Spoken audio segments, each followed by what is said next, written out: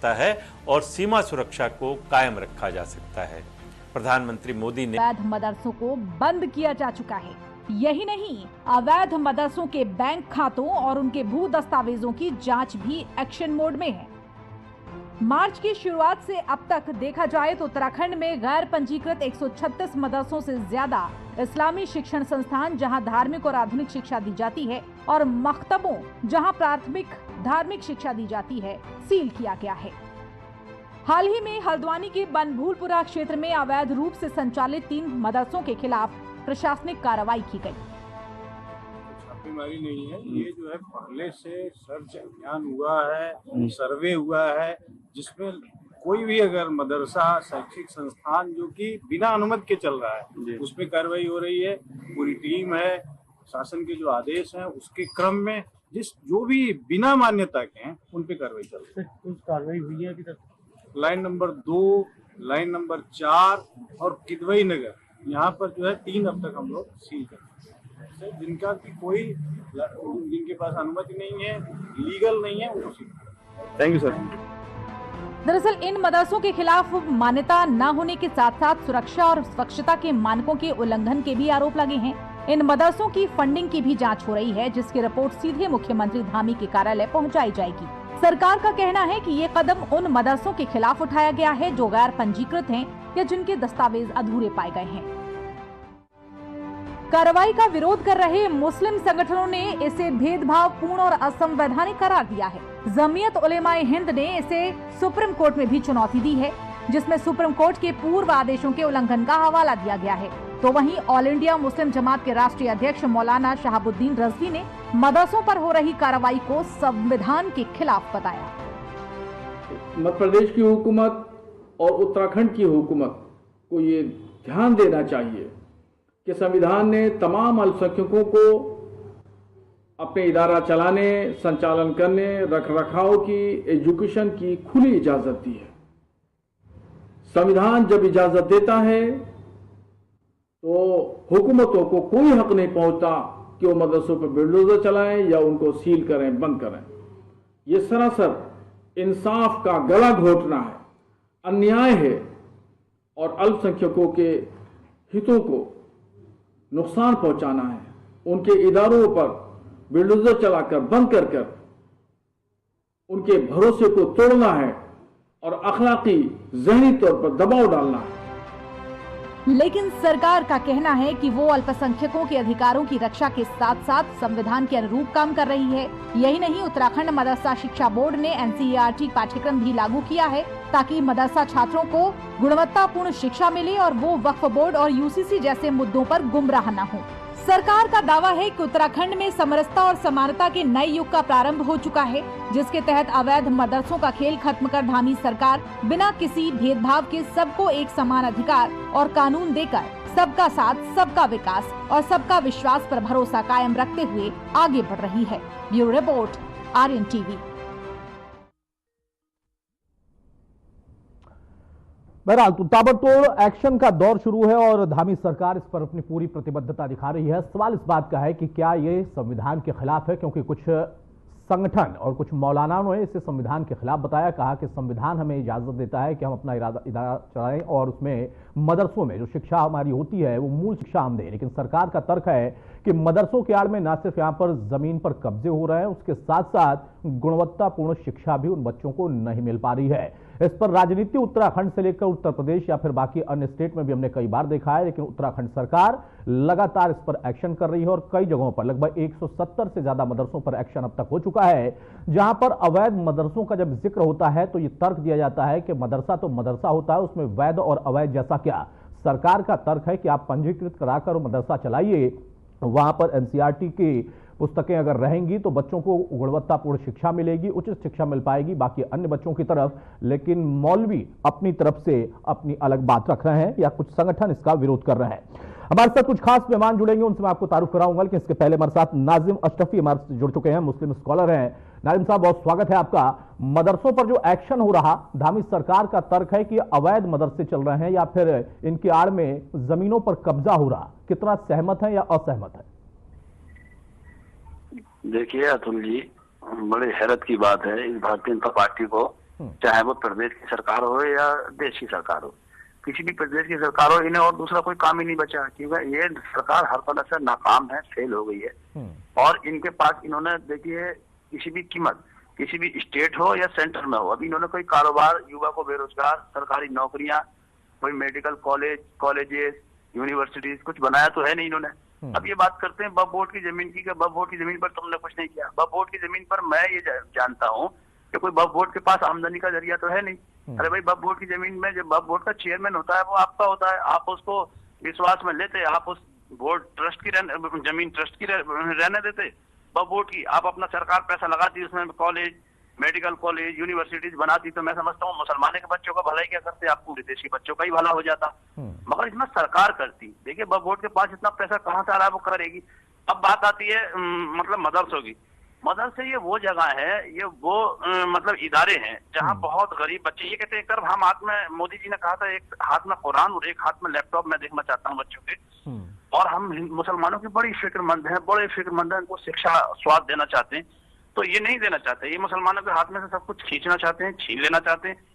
अगर आपको ये मदद से मतलब बहुत कम पैसों में बच्चों को शिक्षा तालीम हासिल हो जाती है। भाई जो शिक्षा अन्य जगहों पर स्कूलों में मिलती है वो भी मदरसों में मिलनी चाहिए। एनसीईआरटी का वहां पर पाठ्यक्रम होना चाहिए। जो मदरसे चल रहे हैं वहां पर शायद गुणवत्ता उतनी नहीं मिल पाती होगी, उतना बैकअप नहीं होगा, उससे आप पंजीकृत कराइए तो सरकार का उसमें सहयोग भी मिलेगा। इसमें बुराई क्या है?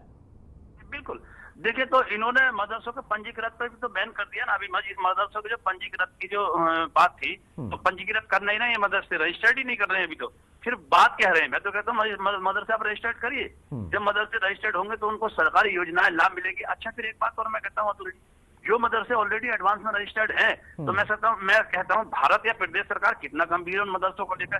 क्या उन पर कभी कोई ध्यान दिया है? क्या उनका कोई विकास कराया है? उनमें कोई योजनाएं दी है बच्चों को किसी भी तरीके की कोई फैसिलिटी प्रोवाइड कराई है सरकार ने? ये नहीं है, सिर्फ कहने भर की बातें हैं, ये जुमले हैं। अब इनका बहुत अच्छा फंडा ये है कि अब हिंदू भाई, हमारा सनातनी भाई जो जागेगा, 10 साल की सरकार यहाँ कंप्लीट हो गई केंद्र में, 11वें साल की सरकार चल रही है, हमसे आने वाले इन 4 साल के बाद जो सवाल करेगा कि आपने किया क्या, आखिर हमने आपको 15 साल मौका दिया, तो फिर हम इसी तरह की बातें करेंगे। देखिए ये कोई बहुत ज्यादा बहस के मुद्दे नहीं थे। मेरे मुल्क में, मेरे वतन अजीज में बहुत ऐसे मुद्दे हैं, बहुत ऐसे इश्यूज हैं कि उनको जो हम मतलब उनके ऊपर काम करें, मगर नहीं करेंगे, क्योंकि उन नाकामियों को छुपाने के लिए सिर्फ इस तरह के एजेंडे हिंदू मुस्लिम कराओ। ठीक है नाजिर भाई, हमारे साथ आप बने रहिए। सुनीता विद्यार्थी हमारे साथ प्रवक्ता बीजेपी के जुड़ चुकी हैं। सुनीता जी, बहुत स्वागत है आपका। हमारे साथ मुस्लिम स्कॉलर नाजिम साहब जुड़े हुए हैं। उनका एक कहना है कि देश में, प्रदेश में बहुत सारे और काम करने बाकी हैं, बहुत सारे मुद्दे हैं, उन पर फोकस ना करके आपकी केंद्र की या प्रदेश की सरकार एक समुदाय को टारगेट कर रही है। मदरसे जो है वो उनके लिए एक तरीके से संवैधानिक जो उनको जरिया मिला हुआ है उसके आधार पर वो चला रहे हैं और उसमें किसी को दखल देने की जरूरत नहीं है। फिर सरकार क्यों दे रही दखल? है मोहम्मद नाज़मी को ये समझना होगा कि किसी भी प्रदेश के अंदर अगर असंवैधानिक और अवैध तरीके से कब्जा किया हुआ क्षेत्र और उस पर अगर किसी भी प्रकार का वो शिक्षण संस्थान अपना बनाते हैं या अवैध मदरसों के तहत अगर कुछ भी अवैध गतिविधियां करते हैं, तो निश्चित रूप से वो बंद करना सरकार का कार्य है। क्योंकि अगर नियम विरुद्ध काम करेंगे तो आप अपनी मनमानी नहीं कर सकते हैं, और आप अपनी मनमानी ऐसे तरीके से करें कि आप सरकार की संपत्तियों पे कब्जा करें और अवैध तरीके से अतिक्रमण करें, तो इस तरीके से प्रदेश के अंदर किसी भी व्यक्ति को, किसी भी धर्म, मजहब, पंथ, जाति, किसी भी तरीके के व्यक्ति को कोई इजाजत नहीं है कि वो सरकारी संपत्तियों पर अवैध अतिक्रमण करके वहाँ पे इस तरीके की गतिविधियों को अंजाम दे।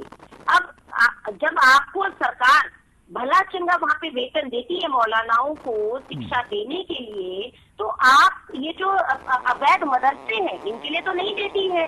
तो मौलाना मोहम्मद नाजिम बताएंगे कि उन पढ़ाने वाले मौलानाओं को फंडिंग कहाँ से हो रही है, कैसे वो मदरसे चला पा रहे हैं, क्योंकि इनके हिसाब से तो मदरसों में पढ़ाने वाला प्रत्येक जो शिक्षक है उसको सैलरी सरकार की ओर से दी जाती है, तो अब इनको तो नहीं दी जाती। फिर इतने जो मदरसे 173 मदरसे पूरे प्रदेश के अंदर अभी सील हुए हैं जो नियम विरुद्ध चलाए जा रहे थे, तो आप ये बता दीजिए मोहम्मद जी कि ऐसा कौन सा फंडिंग का आपका सोर्स है, बताइए। जहां से आपके उनका कहना है कि भाई 170-173 मदरसों पर ही सिर्फ एक्शन हुआ है, सभी मदरसों पर नहीं हुआ है। आप कह रहे हैं कि पंजीकृत ये नए नहीं कर रहे हैं, वो कह रहे हैं कि हम कर रहे हैं। देखिए, हमारा जो फितरे का जो सामान होता है ना, जिसमें हम फितरा जकात हम निकालते हैं, जो रमजान शरीफ में ईद की नमाज पढ़ने से पहले फितरा देना होता है, वो हम मदरसों को देते हैं और हम अपना चंदा करके इन मदरसों को चलाते हैं। किसी ने 20 रुपए की रसीद कटवा ली, किसी ने 100 रुपए। ये तो बड़ी मोटी सी बात है, सब लोग जानते हैं। ये मसला ये नहीं है उंगली उठाने का, मसला ये है हम चंदा कर अरे इसमें कौन सी बात है, चंदा करके चलाते हैं, जाहिर सी बात है चंदा करके मदरसे चल रहा है। ये यहाँ तक सस्ती शिक्षा प्राप्त हो जाती है बच्चों को और सस्ते में काम चल जाता है। अब जो प्राइवेट कॉलेज है, सरकारी कॉलेजों में तो सरकार आपको फैसिलिटी देगी नहीं, मुस्लिम बच्चों को कहीं ना कहीं उनके साथ अन्याय करेगी, भेदभाव करेगी। तो जो बच्चे अनपढ़ ना रह जाए, अनपढ़ से हम तो ये चाहते हैं कि मदरसों में, अभी पीछे कुछ दिनों पहले बात उठाई थी कि संस्कृत का पाठ पढ़ाना चाहिए। बिल्कुल एग्जैक्टली, मैं इस चीज के पक्ष में हूँ। संस्कृत भी पढ़ाया जाना चाहिए और हिंदी भी पढ़ाया जाना चाहिए, इंग्लिश भी पढ़ाया जाना चाहिए, संस्कृत, मैथ और सब कुछ पढ़ा, साइंस वाइंस सब पढ़ाया जाए और पढ़ा रहे हैं। अब मैंने देखा है सब मदरसों में नए तरीके से जो कोर्स लागू किए हैं, उसमें संस्कृत और इंग्लिश को मस्ट कर दिया है उन्होंने। जरूर ये, ताकि हमसे अगर कोई किसी भी गीता भगवत गीता का श्लोक गलत पढ़ के सुना देगा तो हम क्या समझेंगे, भाई हम तो लट्टू को तो तोते की तरह सुन के रह जाएंगे। तो अब हमने ये सोचा कि अब हमें इसको समझना पड़ेगा। कोई भी डिबेट में आता है, कोई भी हेरा घेरा कुछ भी बोल के चला जाता है, हम सुन के रह जाते हैं। तो हम पढ़ेंगे, हम सारे कोर्स को पढ़ाने चक्कर में, लेकिन ये सस्ती शिक्षा प्राप्त करने का एक तरीका है और ये मदरसे चंदों के जरिए चलाए जाते हैं। ऐसा नहीं है इनके ऊपर घंटी बोल रही है, बोला नहीं था मैं, बीच में नहीं बोला था मैं, बीच में नहीं बोला था मैं, बीच में नहीं बोला था। बोलिए मत, बीच में नहीं बोला था मैं, बीच में नहीं बोला था मैं, बोलिए मत। बिल्कुल बोलना मुझसे बहुत तेज आता है, बहुत तेज बोलना था, बीच में मत बोलिए। तो हम अपने चंदा कर करके अपने पेटों को काट के ये मदरसे चला रहे हैं। अब क्या है, भारतीय जनता पार्टी के पास सरकार का कोई काम ना पूछ ले, भारतवर्ष का नागरिक, कोई युवक कारोबार काम ना पूछ ले तुमने क्या क्या किया। तो पहले तो मोहन भागवत राजस्थान में, कभी पुष्कर धामी, कभी आदित्यनाथ यूपी में, ये बारी बारी से मुसलमानों को सता रहे। मैं समझता हूँ मेरे जो हिंदू भाई हैं, क्या मुसलमानों को सताने से उनको खुशी मिलेगी या इस देश का विकास होगा तब उनको खुशी मिलेगी? ये मेरा सवाल है। नहीं, वाकई किसी भी इंसान या बेजुबान को सताने से किसी को खुशी नहीं मिलती है। सिर्फ हिंदू भाई या मुसलमान भाई की बात नहीं है, लेकिन वो सवाल तब उठ जाता है ना कि यहाँ पर तो हिंदू भाई की बात होती है, लेकिन बंगाल में जो हो रहा है वहां पर भी तस्वीरें देखी है और वहां पर बंटवारा होता है, अलग अलग पार्टियों का बंटवारा होता है, अपने अपने सुविधा के हिसाब से सभी बांट लेते हैं। सुनीता जल्दी से जवाब दीजिए, उसके बाद अरुण शर्मा भी हमारे साथ जुड़ गए हैं। भाई उनका कहना है, नाजिम साहब कह रहे हैं कि हम पेट काट के मदरसे चला रहे हैं और आप मदरसों को सील कर रहे हैं। देखिए ऐसा है, अभी जांच हो रही है और किसने कितना चंदा दिया है, तो ऐसा फिर आप लेते क्यों सरकार से पैसा? सारे मदरसे आप चंदे से ही चला दीजिए। अगर इतना ही आपके पास पैसा है तो चल रहा है, तो सरकार दे पा रही है, तो फिर इसी मुंह से बंद करवा दीजिए। हमारी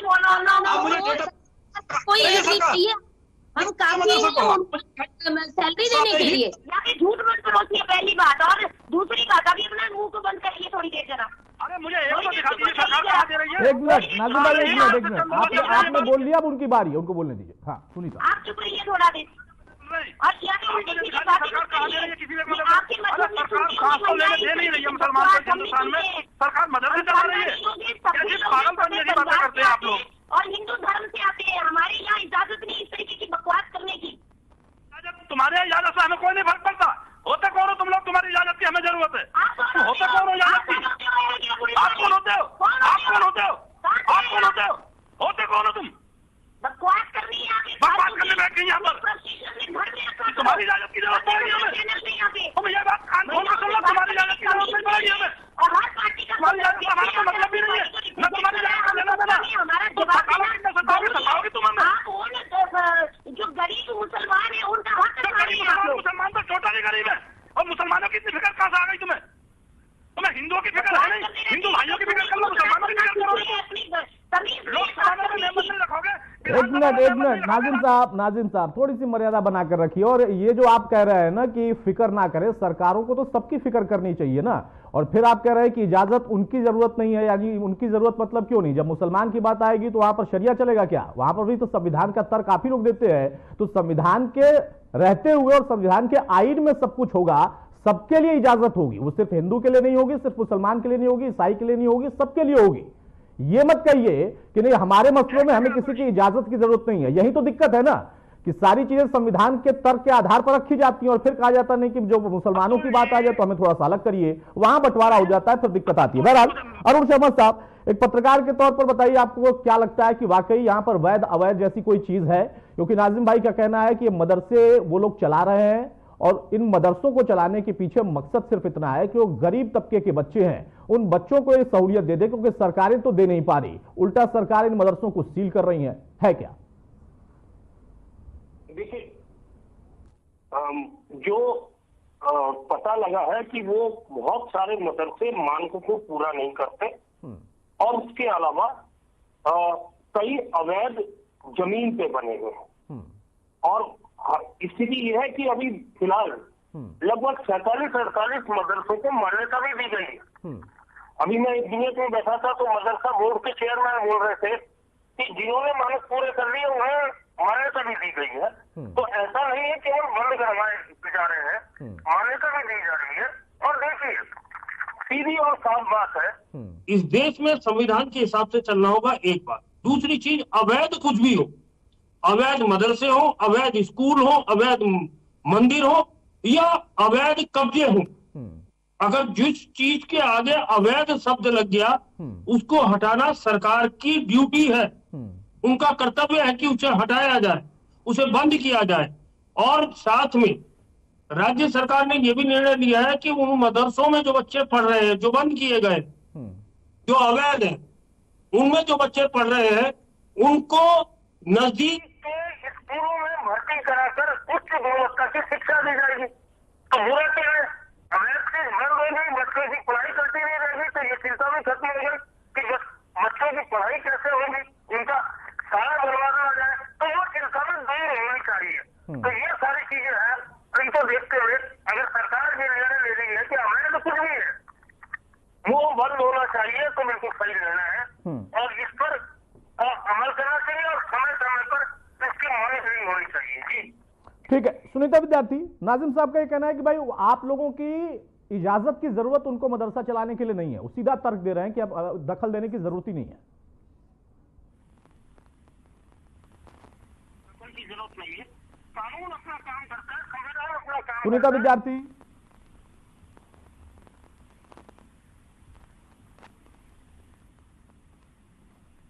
सुनीता, मेरी आवाज आप तक जा रही है? भाई नाजिम साहब को आपने सुना, उनका कहना है कि इजाजत की जरूरत नहीं है, मदरसे चलेंगे।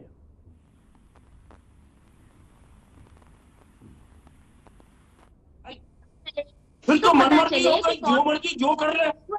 इस देश का संविधान कानून कोई चीज है या नहीं है?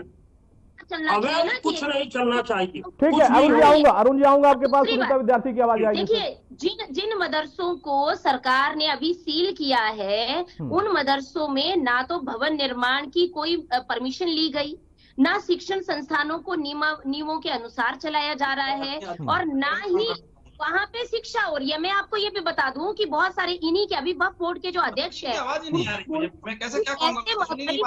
में जो है अवैध तरीके से कार्य हो रहे हैं, अवैध गतिविधियां हो रही हैं। ये इन्हीं के कम्युनिटी के जो वक्फ बोर्ड के अध्यक्ष शादाब शम्स जी हैं, उन्होंने बात रखी है। ये बहुत चिंताजनक है क्योंकि वो बच्चे हमारे भाई बहन के बच्चे हैं, उन बच्चों की शिक्षा प्रभावित ना हो, उन बच्चों को जो नजदीक के स्कूल हैं, जो सरकारी इतने स्कूल खुल रखे हैं, वहां पे वो बच्चे पढ़ रहे हैं। इनकी पीड़ा का कारण ये है कि हम संविधान को नहीं मानेंगे, इनकी पीड़ा ये है, हम ये नहीं मानेंगे, हम वो नहीं मानेंगे। तो देखिए, शरिया से नहीं चलेगा ये देश संविधान से चलेगा। और आज बाबा भीमराव अंबेडकर जी की जयंती है, सब उनको नमन करते हुए, उनके चरणों में मैं पुष्प अर्पित करते हुए आ रही हूँ, क्योंकि जो उन्होंने शिक्षा का अधिकार सबको दिया, उसमें उन्होंने नहीं कहा कि आप इस तरीके के इलीगल काम करो। आप उनके द्वारा बनाए गए संविधान का अपमान कर रहे हो, जो भारत के प्रबुद्ध जनता ने जो है वो संविधान का निर्माण किया और जिसके तहत पूरा देश चल रहा है, आप उसको चैलेंज कर रहे हैं। और उनकी जयंती पे आज आप ऐसी बकवास कर रहे हैं यहाँ पे, और एक महिला का अपमान करके आप सोचते हैं कि मैंने इनको ऐरा गहरा बोल दिया तो मैं जीत जाऊंगा। ये आपके पंथ में जीत होती होगी, हमारे हिंदू धर्म में ये बहुत बड़ा अपमान है। और उस व्यक्ति का तो बहुत ही बड़ा है जो इतनी गैरत भरी बातें कर रहे हैं। दूसरी बात देखिए, जो मैंने भी इसीलिए अवैध होगा, टोका था कि मर्यादा में रहकर दोनों लोगों को टिप्पणी करना चाहिए और महिलाओं का सम्मान सर्वोपरि है। जरूर, हाँ सुनीता अपनी बात पूरी करें जल्दी। है और वो किसी भी स्कूल में हो, अगर कोई स्कूल अवैध चल रहा है, वहां पे गलत तरीके से कब्जा करके अगर कहीं पे कुछ भी हो रहा है, सरकार उसको भी सील करेगी। ये पर्टिकुलर कोई आपका कम्युनिटी का विषय नहीं है। कम्युनिटी का विषय इसलिए आ रहा है क्योंकि जगह जगह अवैध अतिक्रमण किए जा रहे हैं। लव जिहाद हम देख रहे हैं, लैंड जिहाद हम देख रहे हैं, थूक जिहाद हम देख रहे हैं, हर तरीके का। अब मदरसा जिहाद शुरू हो गया जो नियमों के विरुद्ध चल रहा है ठीक है, इसका जवाब ले लेता हूं। नाजिम साहब, भाई देखिए, अरुण शर्मा साहब ने भी कहा कि ना सिर्फ नए मदरसे पंजीकृत हो रहे हैं बल्कि उसके अलावा जो अवैध तरीके से अवैध जमीनों पर थे उन पर कार्रवाई हो रही है, और आप कहते हैं कि पंजीकृत नहीं हो रहा। ये एक तर्क हो गया। दूसरा तर्क यह है, जब आप खुद कहते हैं कि नहीं देश संविधान के हिसाब से चलेगा, और इस संविधान के हिसाब से हमारे कोर्ट के पास न्यायपालिकाएं भी हैं, सर्वोच्च अदालत से लेकर तमाम अदालतें हैं, वहां पर भी लोग रोक कर रहे हैं। अगर कुछ गलत हो रहा होगा तो उस पर रोक लगेगी, उम्मीद करते हैं आप।